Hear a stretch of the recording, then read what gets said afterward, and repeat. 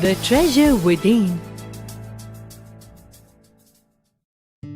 In this interview, Mr. Hafiz Contractor recounts his journey of becoming an architect. Mr. Contractor conveys the message that each child has a unique talent and it need not necessarily be academic. Mr. Contractor recalls that he was disinterested in studies as a child. He enjoyed playing pranks, jokes and games. He hated maths and often cheated in exams because he did not study. He was so involved in games that he did not care when his teachers punished and caned him. However, when he was in grade 11, a talk with his principal changed his life completely. The principal told him that he had been protecting him all these years, but going forward, he would have to take care of himself.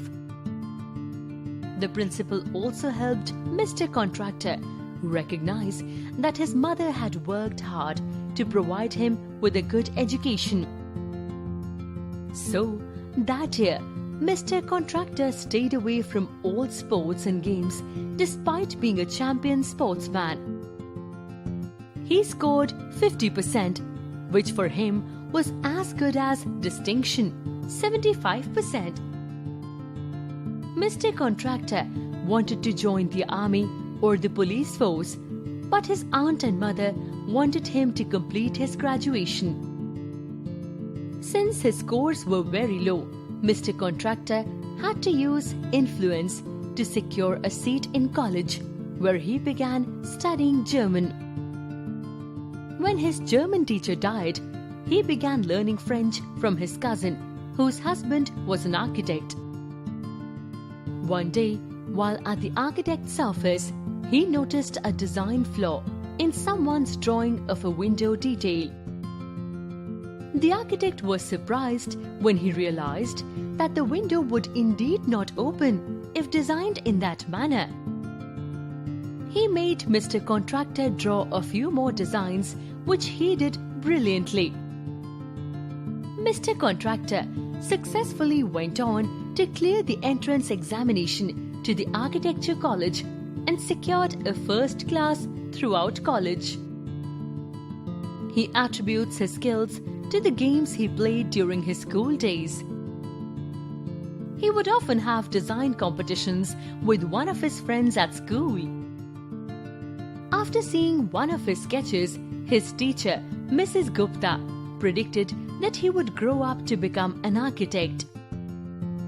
Mr. Contractor observes that doing well academically does not necessarily mean one will also do well professionally. He quotes examples of how class toppers often go on to hold ordinary jobs. He sums up by saying that learning by doing has a far greater impact and significance than theoretical learning. He recounts that in his school days, when he saw rain, he would first think about the flowing water and then how to build a dam to block and hold that water. He would also design a button out of a piece of chalk for his friends to replace their lost buttons. Mr. Contractor says that he now designs structures using a combination of instinct, math, his client's psychology, and their social status. Math was a subject Mr. Contractor hated as a child. Today, he creates structural wonders using mathematics.